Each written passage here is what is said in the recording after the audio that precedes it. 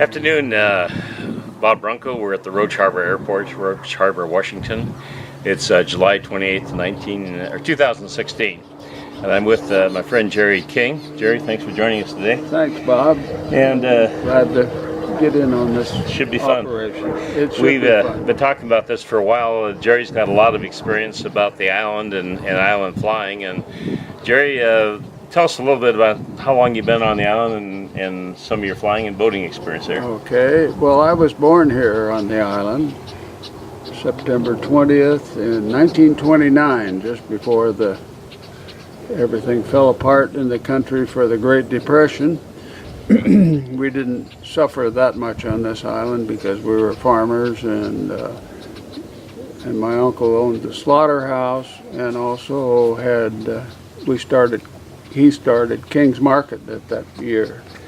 And so I've been here the entire time, except that when I was in high school, my superintendent / principal pointed to us three boys in the math class, and the only senior boys, there were only three of us, and said, "You guys are going to go over and take the NROTC test in Bellingham." And we did.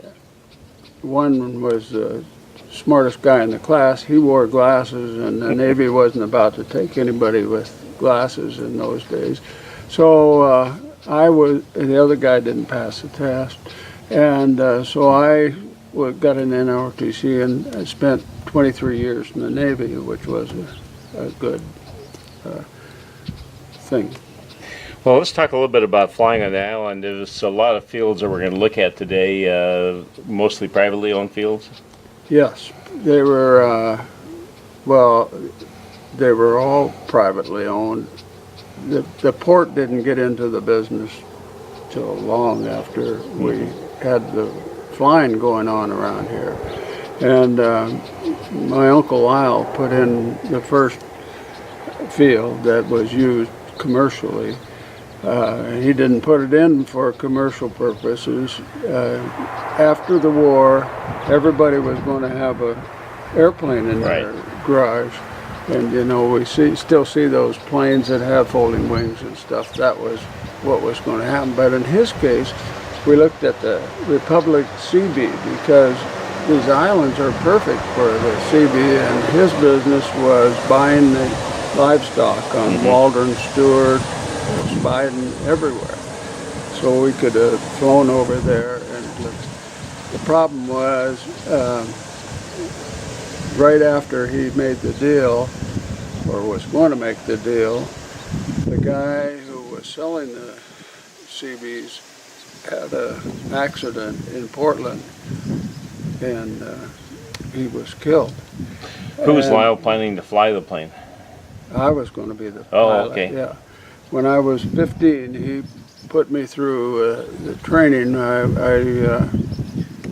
soloed in the seaplane.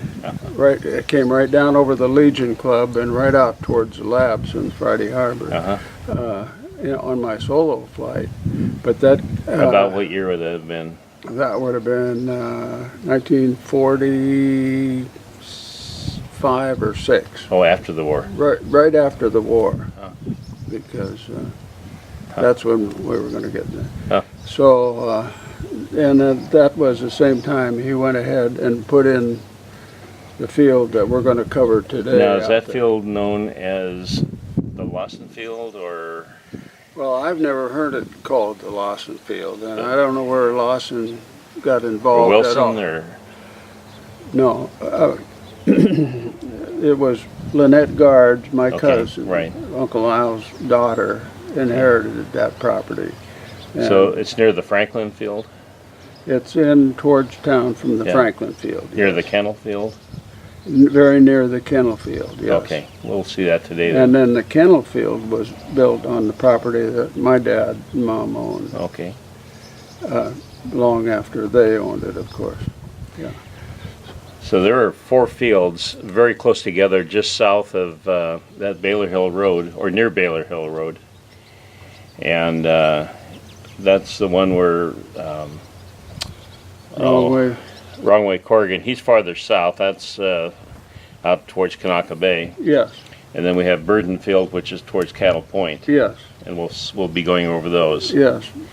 And actually, I think they call that the Valley Road, where Baylor Hill Road comes off of Douglas Okay, and goes yeah. out. Yeah, so anyway, we'll be And then going we'll out. see Denny Martell's field there, We'll see Denny Martell's field, and that one is on the Baylor Hill Road. right? Yeah, And then north of that would be the remnants of Friday West, which was going to be the alternative to the Friday Harbor yes, Airport. there was quite a little contest between having it up at the Friday West, which would have been a little further from town and less convenient than the one that went in.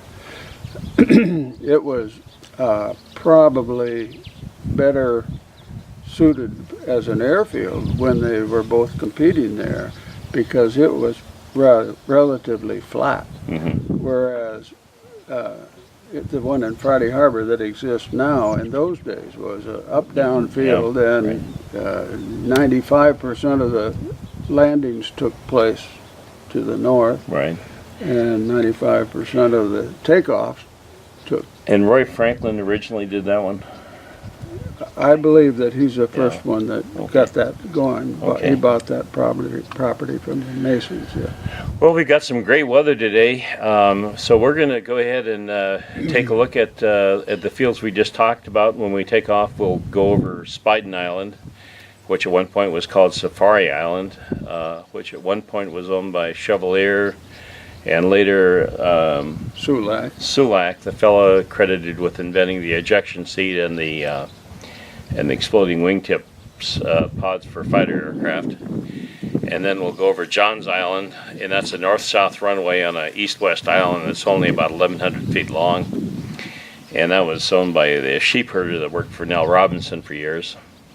And then we'll go over Stuart East, which was built by John Chesbee. Yeah, John Chesbee, a good friend of mine. I bought my first gillnet boat from John. Oh. So, and he was a genius. He could fix anything, and he had every single tool that has ever been made in the world, I believe. He just knew how everything worked.